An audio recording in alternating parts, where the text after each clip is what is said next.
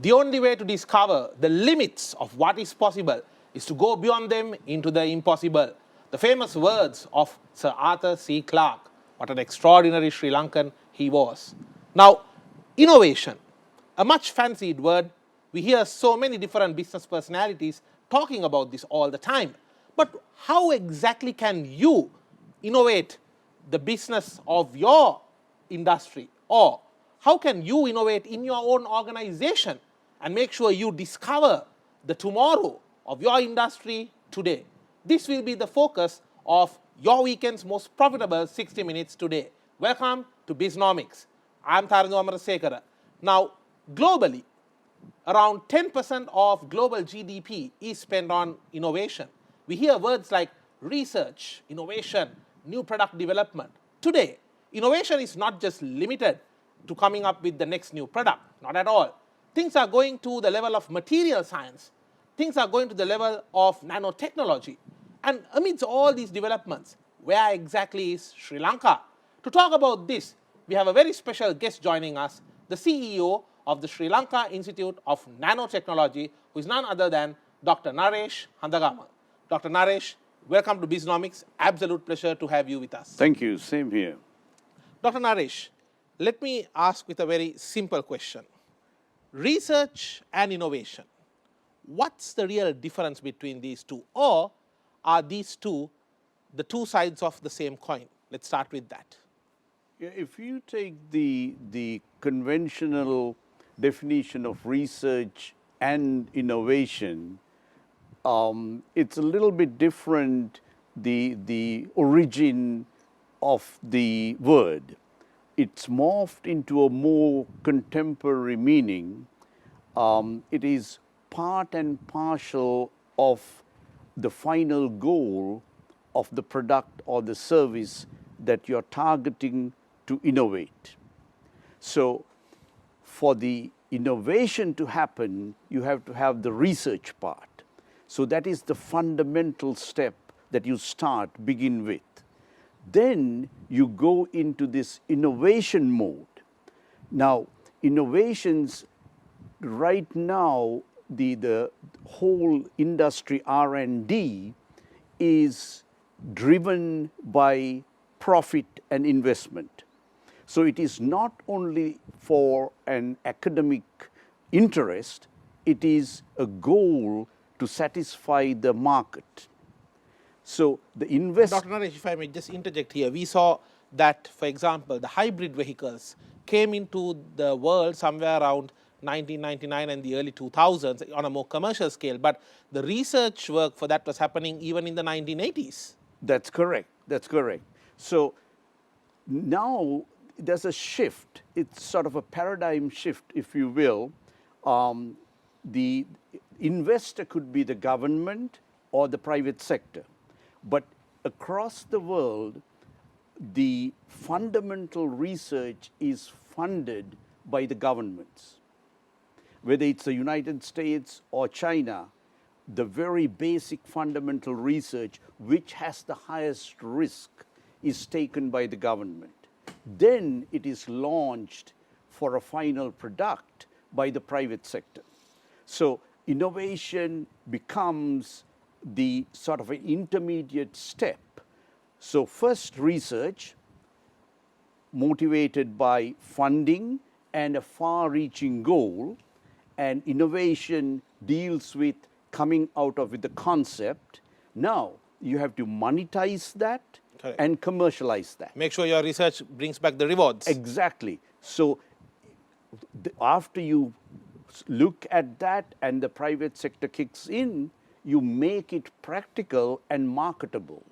And that product will bring you return on the investment. So it's a cyclic process.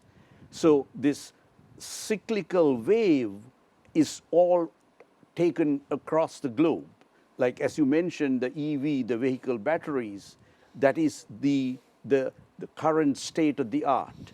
And Doctor, a few days back we saw a vehicle company coming up with a new technology where at the touch of a button, the entire color of the vehicle can change from a black to a gray to a white. So if I'm in an all black suit, I love wearing black, and if I want my vehicle to be black, I just have to press a button I mean, these are innovations of unprecedented levels, Doctor. Yes. So it's again depending on your socio-economics of the country or the society.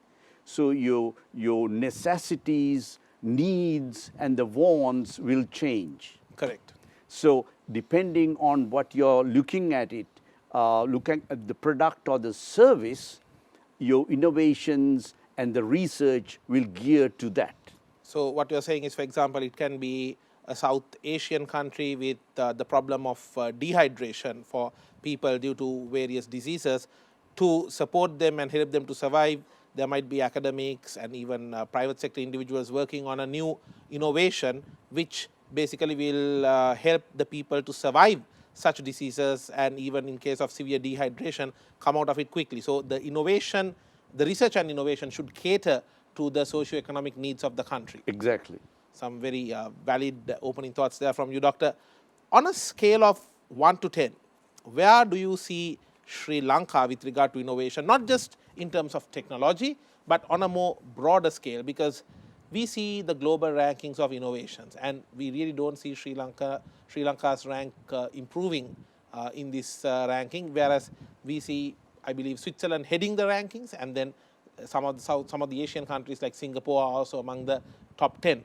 Doctor, especially maybe compared with global and regional players, I think the question here is not only in terms of research and innovation, but commercializing these innovations. That's where the economy benefits and the people will benefit, in my opinion. So where does Sri Lanka stand, and especially when we compare with the regional and global players in terms of innovation? Yeah, it's a very complicated question. Starting from education, the socio-economics, and the expectations, it's all involved. Right now, the question, I mean, one can argue it's not a fair question, because depending on how you standardize the question, the country, is it dollars per invention or innovation, or something else, whether you object to, it depends on whether the society or the economics. Like we discussed earlier, investment is a necessity for the whole cycle to happen, from research, innovation, and the payback for the amount invested. So now, in Sri Lanka, the problem is the investments on R&D and innovations are not comparable to the richer countries. And our technology, our needs are not as high-tech as much as the other needs of other countries. However, with the government's help and encouragement and investments, we can have advanced technology focused and concentrated to solve our problems. So if you have a scale of 1 to 10, I think in discoveries, research, and innovations, we are probably 5, 6, or somewhere very good. However, as you alluded to, commercializing it, first valorizing it and monetizing it, and talking about the returns of the investment, that process application is very poor. So that engineering part to get the concept to a final product where there will be a market and sales will be feasible, that step is not there yet. Doctor, did we lose the plot as a country, as a nation? Did we lose the plot in innovation at some point of time? Because let's take a look at some of the innovations that our ancestors have left for us. The Sigiriya, for example, the irrigation systems which are there in Polonaru, Anuradhapura, to this date kind of marvels the world how back in the day, without any of these modern computer technology, etc., to that accuracy, with that precision, how these various innovations and these structures were built. So clearly, we had brilliant innovation systems back in the day, but come to the more modern times, the modern century, we see that we are not really having that same flair and success, especially with regard to practically implementing these innovations. Did we as a nation lose the plot at some point along the way? Yes, if you talk about application and the benefits to the society, yes. But if you look at in a larger context, at that, we'll say 200 years BC or 200 years AD, it was a monarchy. So it was a dictatorial rule. Do this or do that. Exactly. It was not a free society that bartered and talk about commodities. Now, innovations and products and services are commodities you sell and buy. At that time, one person decided, and it was a service. For example, irrigation, water for the farmers was a service to the farmers, and the farmers produced the goods. Correct. And that was for the population. And the Sri Lankan culture was always built around the temple and the reservoir and the farming, what we call in Sinhalese as Vavai Dagabai culture, the Sanskritiya. Exactly. So they were interwoven, and that intertwined labor and the currency of the food, it was all together. So service was rendered by each sector. You can call it the class system or caste system, but it was not produced and traded individually. In a global market. Exactly. So there was a shift there. Absolutely. Doctor, your area of speciality, nanotechnology. Now, we did discuss with one of our esteemed guests in the past as well about this, but I believe that nanotechnology is one such technology which I personally feel we as a country needs to be talking and moving in that direction, because I see a plethora of potential for this technology to really do some paradigm shifts in the Sri Lankan economy as well. What promise does nanotechnology bring to the table for innovations? And I believe that not only nanotechnology alone, but we are looking at so many related subject matter and discipline in this, such as material science and how it can be applied, for example, to healthcare, electronics, etc. So I personally feel this is a sleeping giant in our economy as well, which, if it is awakened in the right way, will bring lots of benefits. But first things first, nanotechnology, what promise does it bring to innovation? Okay, first, this is a chemical engineer's view of nanotechnology. I mean, there are very great specialists in nanotechnology than me. However, it is only a method of science or an area of research. The word nanotechnology is you're looking at a problem or a material in a very small scale. Nanoscale. Nanoscale. So it's 1/1000th of a meter. So if you take a millimeter and divide it to another million pieces, so that is the scale we are talking about. And I believe that this is a scale which is about 2.5 times thinner and smaller than a strand of hair. Right. So it's like a thickness of an atom. So we are at that level.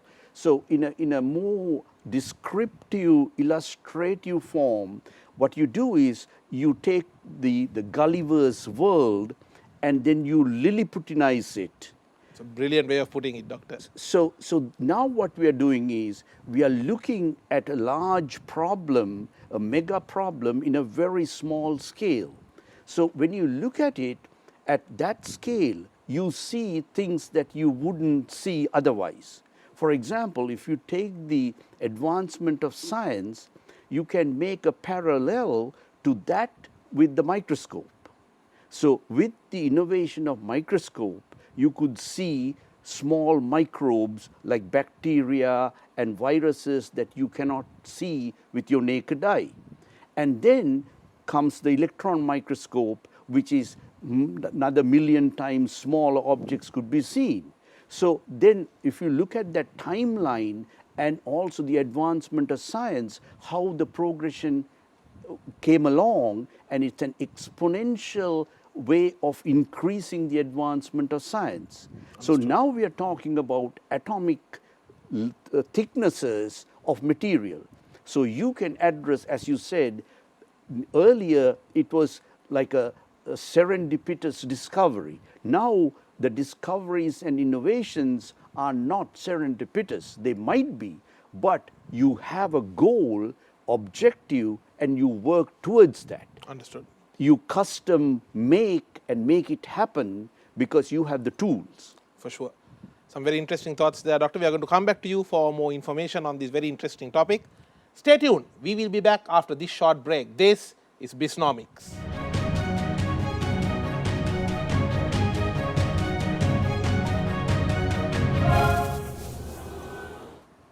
Welcome back to BIZNOMICS, your weekend's most profitable 60 minutes. We are in conversation with Dr. Naresh Handagama on the very interesting topic of the potential of nanotechnology and innovations overall. Dr. Handagama, now let's talk about some of the applications of nanotechnology. You very clearly and vividly described and explained nanotechnology before the break. Now, how do we see this in application? For example, I've read about certain kinds of new medical treatments which are coming in. Instead of giving chemotherapy for the entire body or an area, very precise treatment where that exact cancer cells can be treated.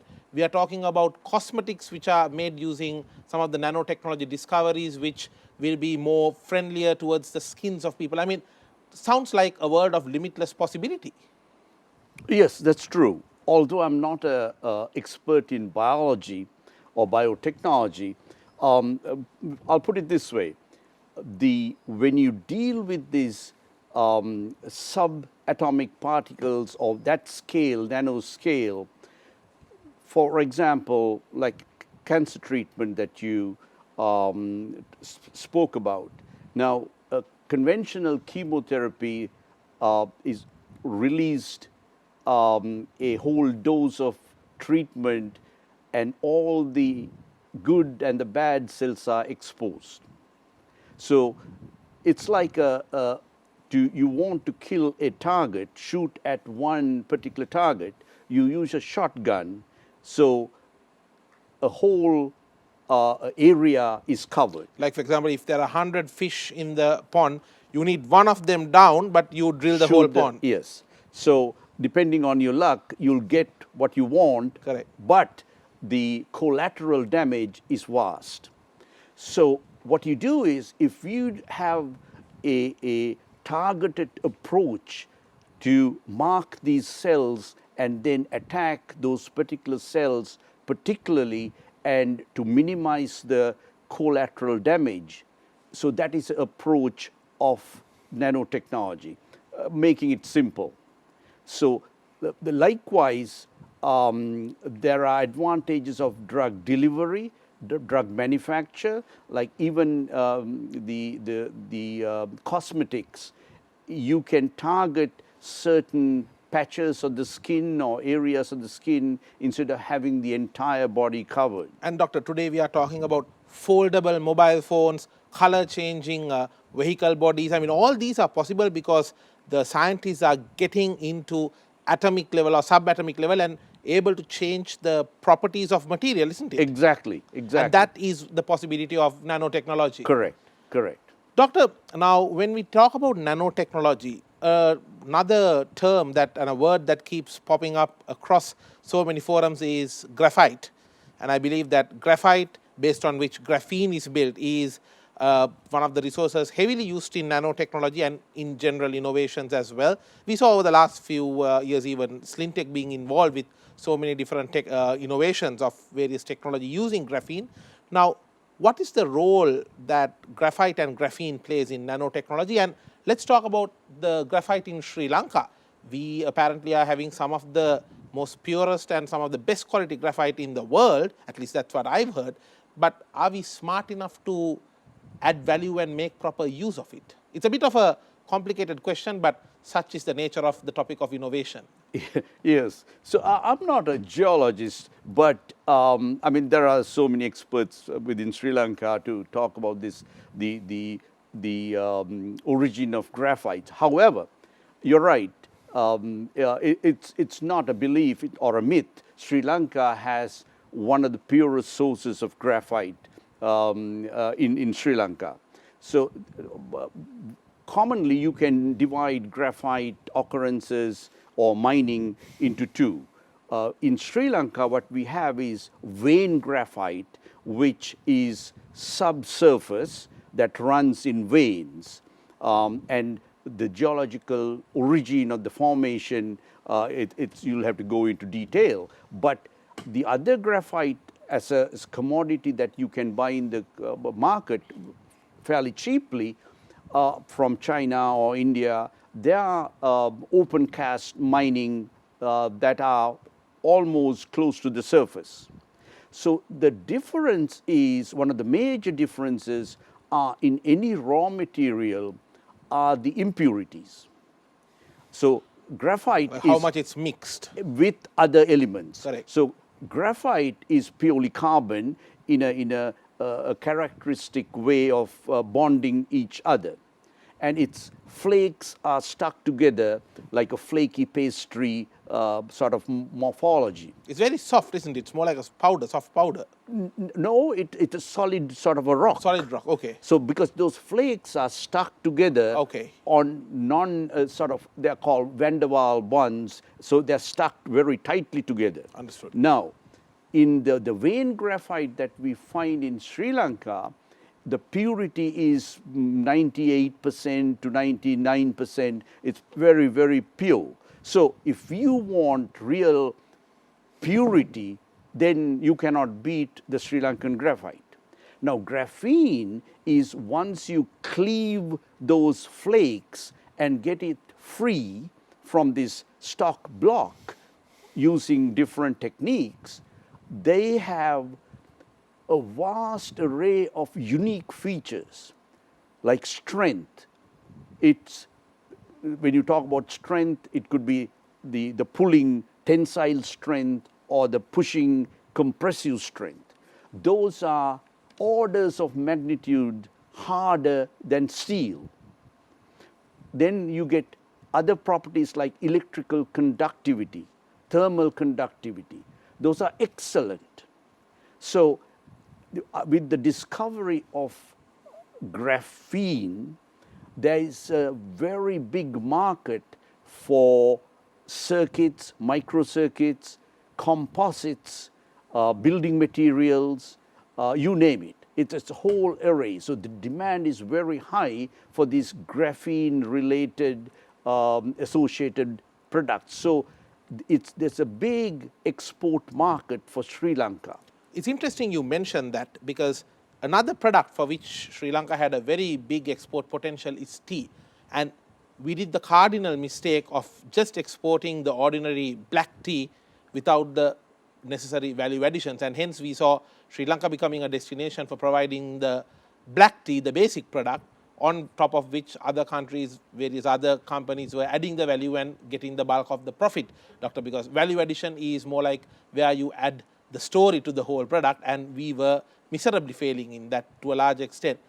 Are we repeating the same mistake with graphite as well? Because as at now, the amount of graphite which we just export without any value addition is a much higher percentage than the graphite or the graphene which we are providing to the market. And as a result, we see Sri Lanka getting a meager amount per ton or per kilo of graphite versus other countries which are making thousands of dollars per kilo or per ton of these graphene. Are we not repeating the same mistake here? Yeah, it's definitely a mistake, but the origin and the mechanism of the mistake, I think it's very complicated, because we inherited a imperial system of economics. So when you build empires, the imperial power keeps the technology, and the subject nations Controls the nerve center. Exactly. Becomes the supplier of material. So even after independence, we continued this system. So because we were taught that's the right way. Exactly. So the system didn't change, and as long as the money comes flowing in, nobody questions. But we saw countries like Singapore successfully coming out of that right, system. So there weren't any radical thinking because we had a sort of a standardized education system that is molded into a certain comfortable level. Correct. And it prolonged and questioning was not sort of entertained. So market research was not a sort of a common thing in Sri Lanka. So to take the analogy of the tea industry, that's a classic example. So now, SLINTEC is proud to be the pioneer of the processes and the patented technologies of making graphene products. Also recently, we had these agreements with HBK in UAE, Dubai based. So we are in a very strong position to produce, export, and also to use these international places like Dubai and make it a launching pad of technology and the product. And also our goal is to help Colombo, the port city, not just a port city, to make it a port city and a technology hub. So SLINTEC has all those, the tools and weapons to do that. Understood. So to answer your question, so we are strategically positioned to make full use of these technologies. And add value as well. Add value. Carry out the value added Exactly. activity. Good to hear that. Doctor, the role of SLINTEC, since you mentioned about it as well, let's talk about that. Now, you're the CEO of SLINTEC. What is the exact role of SLINTEC within the Sri Lankan economy? What's its mandate? And how do you see SLINTEC being able to play a role in, I would say, reducing some of the economic struggles that Sri Lanka is having right now? SLINTEC is a private-public partnership, 50-50. So the public role is to keep the system alive, which means give SLINTEC energy and a lifeline to maintain their tools, which are all the laboratory and analytical tools, from a pH meter to the electron microscopes, that is unique in Sri Lanka to SLINTEC. Nobody else has those analytical instruments. And those are, by nature, you got to maintain, and there's an expense for that. Plus, the brains, to think and innovate, you don't need money. But to maintain the brains, you got to have some money. So the public responsibility is to have this basal economics maintaining SLINTEC. And the private sector, when they see a product that can be valorized and monetized and marketed, commercialized to the commercialized, and then SLINTEC kicks in their process engineering aspect to commercialize that project. To more like work in partnership with the private Exactly. sector, help them to discover their next innovation. Exactly. So, but anywhere in the world, if you look at the major laboratories, they are, you can call it socialism, but then number one socialist country in science and engineering is the United States. All the national labs are supported by the taxpayer money. So, and then when it gets commercialized, the technology is taken by a private company and then they invest. So until then, all the publications, patents, everything is public property. It's public domain. So Correct. once they get it into a private sector, then has the ownership and their investment protection. How can businesses work together with SLINTEC in the sphere of nanotechnology and innovate their next great invention? Let's talk about that on the other side of this short break. This is BIZNOMICS.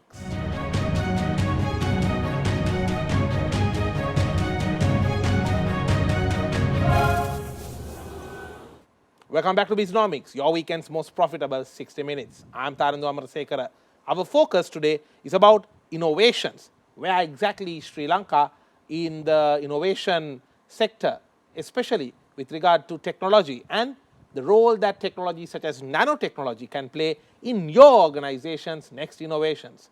And we are in conversation with the CEO of SLINTEC, Dr. Naresh Handagama.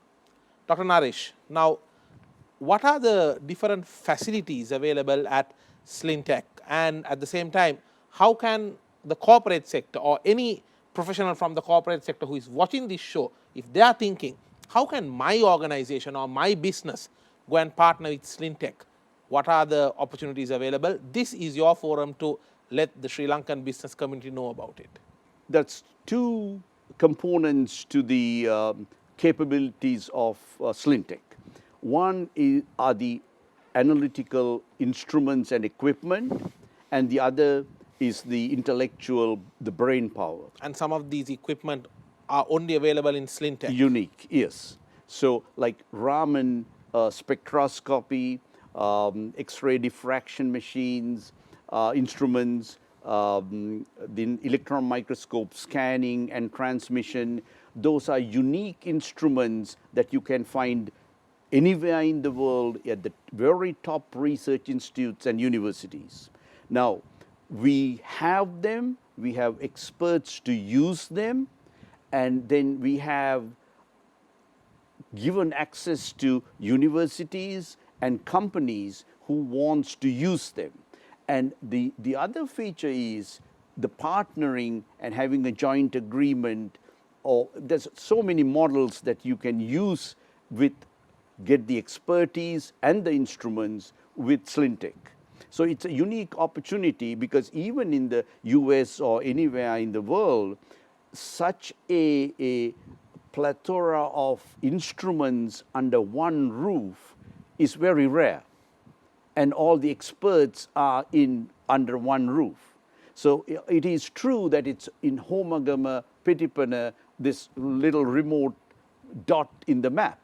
But you got everything there under one roof. Sounds to me like a one-stop shop for your next innovation. Exactly, yes. And we have from NASA's trained scientists to you name it, everywhere the techniques are used there. And the cream of the crop is concentrated in this limited space under one roof. So it's like a hidden gem for the country. And I hope more and more people, businesses as well as academia, use the resources and the government recognizes this jewel. And Doctor, when you say that you hope the businesses, the business community will use this jewel or would grow it further by partnering with it, what are the partnering options? Can they come to the SLINTEC with a research problem? Can they come to them and say, look, we are trying to work on the next innovation in our sector. Can we see how material science and nanotechnology can play a role in it? What are the ways in which that SLINTEC partners with them? That's a good question. Everything, and plus you can make the joint venture, you can custom build it depending on the agreement. So we are very flexible. I think it's a brainchild of the people who put it together. I think it's a very nice model that keep that agreements and working flexibility with the customer, if you will, with SLINTEC. So we offer all the services and the intellectual, the capacity and the instruments to the outsider who wants to partner with us. And SLINTEC is not just one institute, isn't it? I mean, it's more like a technology park. When I visited, I saw that you have facilities which companies can rent out and they can set up their innovation centers and research centers in SLINTEC. I saw that you even have accommodation facilities for the people. I mean, it's a massive operation going on there. It is, because it's the whole idea is if somebody wants to commercialize something from the very start, they can reside there, like you said, and there's a technology incubator. So you can rent a place and start your manufacturing right there in the technology park with the aid and assistance and the support from SLINTEC. So once you grow it, nucleate and grow it, then if you want, you can take it out and spread it, or you can keep the original roots there and expand. So that it's so flexible, and there's enough land and space to do all these projects. So like you said, it's an industrial park with all these facilities. The one-stop shop for your next innovation. Exactly. Dr. Handagama, if you look at the Sri Lankan education system, do you see that we are producing enough professionals and graduates for the nanotechnology sector? And if not, what changes would you like to see taking place in our university education? I think this is my opinion, because I might be sort of detached. There's a gap between my knowledge in Sri Lanka in this specialized field for about 40 years. So, but as I see it, the basics of science and intelligence is there. That's not gone anywhere, because, I mean, you can have this separate specialized disciplines like nanotechnology. It is just a branch of and specializing in some little sector, but the basics, physics, chemistry, mathematics, and biology, those are the core courses that any curriculum should have. So that is there. The focus might not be there because of a lot of distractions. So there's, but I think if you take the brightest of any school in Sri Lanka, I don't think there's any problem that they can pick up anything very fast and soon. Now, having said that, the work ethics, that's an entirely different story. I mean, we can go to another whole discussion on work ethics. So, but that is sort of a lifestyle and... Like a life skill, isn't it? Yeah, it's a soft skill, but it is a very important skill. You're given an assignment. And nowadays, doctor, we call them as life skill rather than soft skill, because when you say soft, it indicates that it's not that important, but as you said, it is extremely vital. I think that is, if we can improve those, I think we can be second to none. Let me rephrase my question then. Do you feel that our science graduates and our graduates coming from the university science streams, do you think they need to have a better market-oriented attitude to take their skills to the next level? Is that required? I mean, that will happen automatically if your work ethics are in place. The skills are there, the basic knowledge is there, but how do you advance from there, like you said, from the book to the practice? I think we have to bridge that gap. Understood.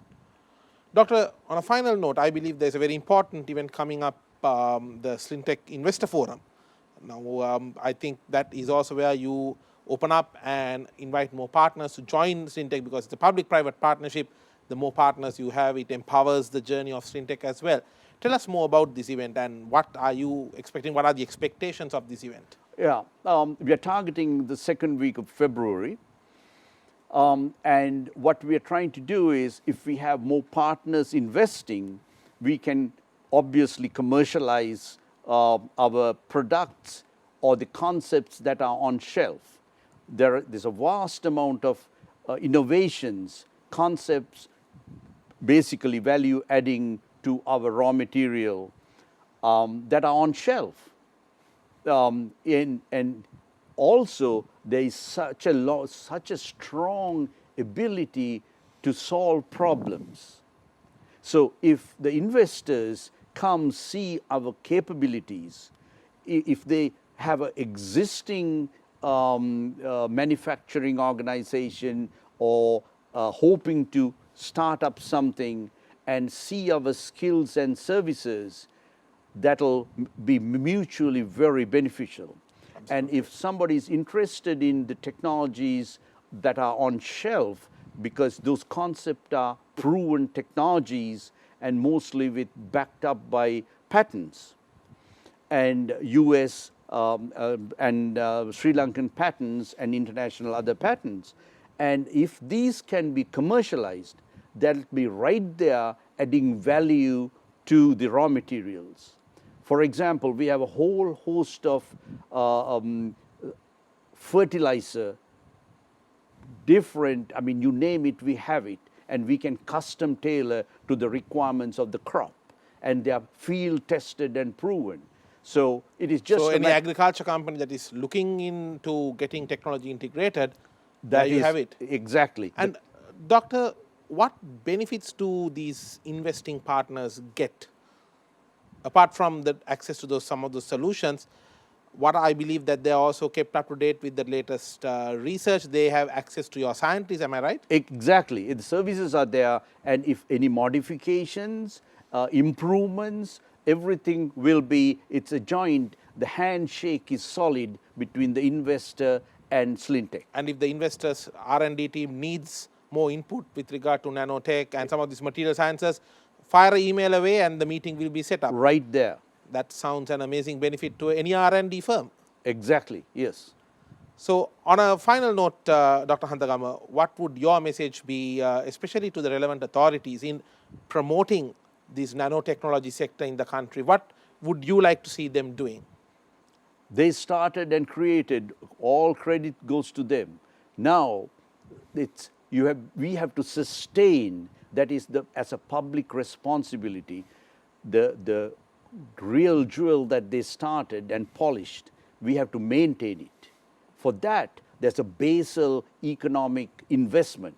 So invest in SLINTEC and expect returns, because we will not ask what they can do for us, because we'll always ask what we can do for them.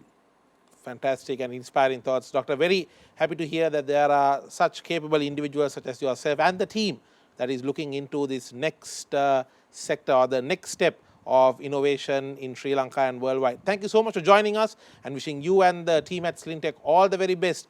And may you keep asking what you can do, what the team at SLINTEC, you and your team, can do for Sri Lanka. Thank you for joining us and good luck. Thank you for inviting me. Thank you. If you are a business owner or a decision maker, innovation is not an option, it is indeed a must do. Please consider how nanotechnology can be a part of your innovation as well. And if you want to talk to any party, the team at SLINTEC is ready to talk to you. I'm Thalindu Amarasekara, and no matter what business you may be in, have an innovative week ahead. I'll see you with the next episode. This is BIZNOMICS.